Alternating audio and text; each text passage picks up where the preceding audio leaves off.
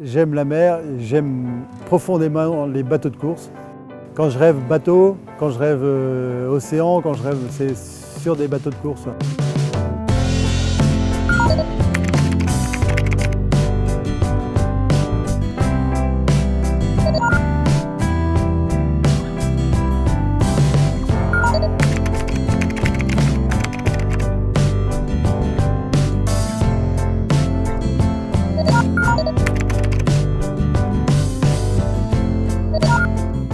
Très jeune, j'habitais mes grands-parents dans un petit port à Sainte-Marine, près de Quimper, au bout de la rivière de l'Audet. Et puis très tôt, pratiquement avant d'avoir appris à marcher, je savais godiller.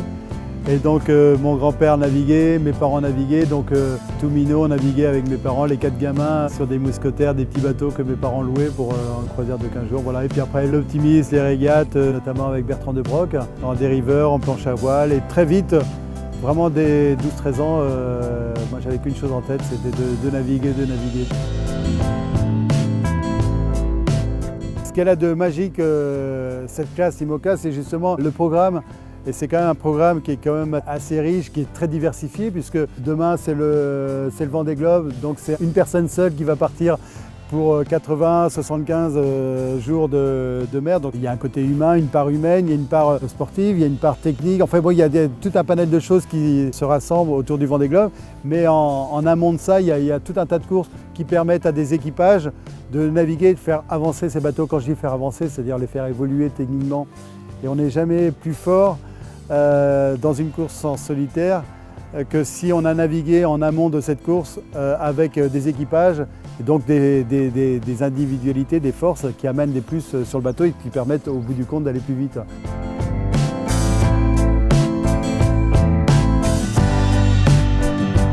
Les bons souvenirs, il y en a eu beaucoup. C'est vrai que les premières Transat Jacques Vabre, la première qui était avec Charles Caudrelier. On part avec un bateau assez novateur et on casse un spi, on perd la première place et on arrive 2, donc c'était assez grandiose et c'est vrai que c'était un grand moment. 2 ans plus tard, on la gagne cette course, toujours avec Charles. Le Vendée Globe qui était assez fort puisque j'y allais au départ de ce Vendée Globe 2008-2009.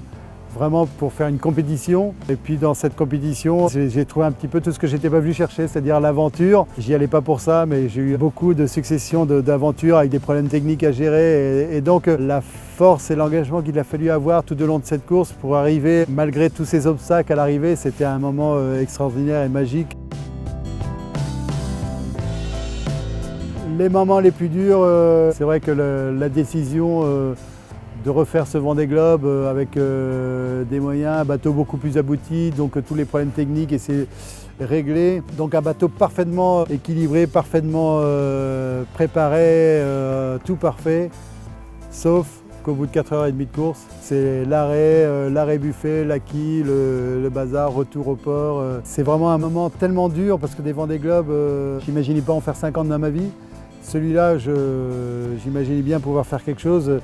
Je l'ai pu le prouver pendant 4h30 de course où j'étais vraiment en tête de course et donc c'était vraiment un gros coup de bâton sur la tête. Donc j'ai essayé de l'évacuer en construisant d'autres projets pour la suite et notamment le record de l'Atlantique et puis la Transat Jacques Vabre 2013.